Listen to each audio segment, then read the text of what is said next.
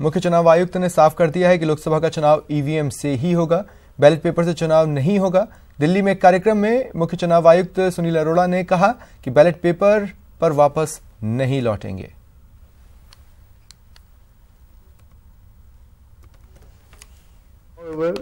I would like to make it very, very clear once more.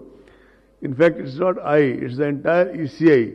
It's the ECIs of the past and it will be the ECIs of the future, that we are not going back to the era of ballot papers. And we are not going back to that era where we have ballot papers being lifted, musclemen being employed, besides the delay in the counting and also too much harassment of the polling. 2019 Lok Sabha की लड़ाई में सियासी दलों के अपने अपने दाव हैं, अपने अपने दावे हैं, लेकिन दिल्ली में एएपी सरकार का दाव भी अलग है, दावे भी अलग हैं, तरीका भी अलग है। केजरीवाल सरकार यहां सैलरी से सियासी सफलता में लगी है। लोगों की तनख्वाह जो 10,000 थी और मौजन की तनख्वाह जो 9,000 थी, मौजन की तनख्वाह 9,000 से बढ़ाकर 16,000 कर दी गई और आइम्मा हजरात की तनख्वाह 10,000 से बढ़ाकर 18,000 कर दी गई और ये इंशाअल्लाह फरवरी में आपको हर हालत में आपके अकाउंट में आ जाएगा। इस ऐलान के साथ ही दिल्ली वक्फ बोर्ड में आने वाली मस्जिदों के इमामों की सैलरी में इजाफा हो गया है। तनख्वाह में सीधे 7 से 8,000 की वृद्धि की गई है। दिल्ली में मुझे लगता है पहली बार ऐसा काम हुआ है। लेकिन तालियों की गड़गड़ाहट के बीच मंच से जो सियासी संदेश दिया गया वो आम आदमी पार्टी की मीटिंग ज्यादा बन गई। जहां मौजूद दिल्ली के सीएम अरविंद केजरीवाल ने लोकसभा चुनाव के लिए अपना और अपनी पार्टी का मोटो भी बताया, साथ ही क्या करना है इसका गणित भी समझा दिया।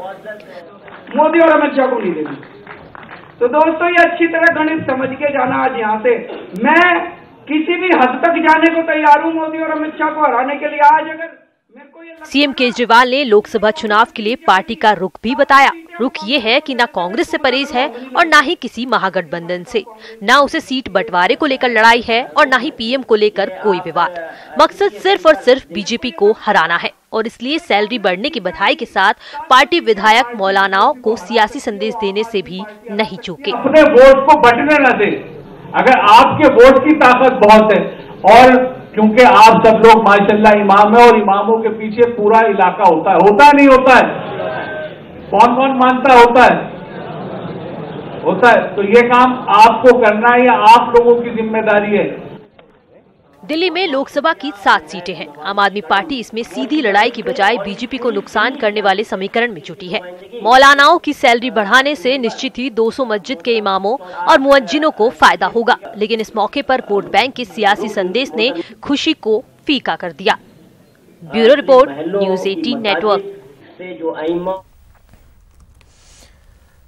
पूर्व आरबीआई चीफ रघुराम राजन ने भारत की अर्थव्यवस्था की मजबूती की तारीफ करते हुए नोटबंदी से इसके नुकसान की बात कही। दावोस में वर्ल्ड इकोनॉमिक फोरम की बैठक में राजन ने जीएसटी लागू करने के मोदी सरकार के फैसले को सही ठहराया।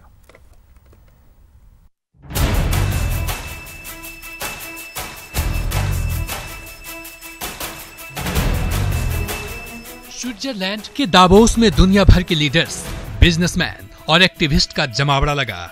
इसमें शामिल होने भारत के पूर्व आरबीआई गवर्नर भी पहुंचे। रघुराम राजन ने मोदी सरकार की ओर से उठाए नोटबंदी के कदम को गलत और वस्तु एवं सेवा कर यानी जीएसटी को सही ठहराया।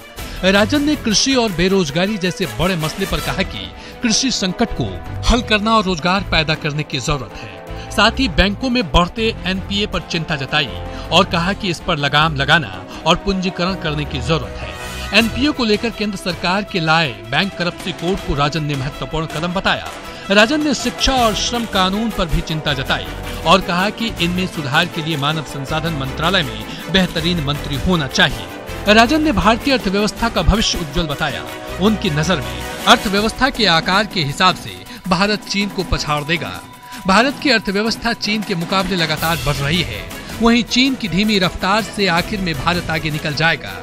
राजन ने भारत पाकिस्तान समेत दक्षिण एशियाई देशों में व्यापार बढ़ाने की वकालत की। रघुराम राजन से पहले अंतर्राष्ट्रीय मुद्रा कोष यानी IMF ने भारत की अर्थव्यवस्था को 2019 में 7.5 और 2020 में 7.7% रहने का अनुमान जताया है। वहीं चीन की रफ्तार 2019 और 2020 में 6.2% रहने का अंदेशा जताया है। Bureau report, news 18 network. Jaipur में रेलवे स्टेशन पर जीआरपी की कार्रवाई, चेकिंग के दौरान 18 लाख पकड़े जाने की खबर मिल रही है। एडीजी नीना सिंह के निर्देशन में ये कार्रवाई को अंजाम दिया गया। गणतंत्र दिवस के दौरान यात्रियों की चेकिंग चल रही है और उसी दौरान ये कार्रवाई सामने आई है। अब अहम सवाल यह है कि ये जो 18 लाख मिले हैं वो आखिर हैं किसके। कुछ फोटोग्राफ्स हैं खबर से जुड़े हुए जिन्हें आप अपनी टीवी स्क्रीन पर देख पा रहे हैं। वो रकम जो आज पकड़ी गई है, जब्त की गई है, चेकिंग के दौरान इसे जब्त किया गया।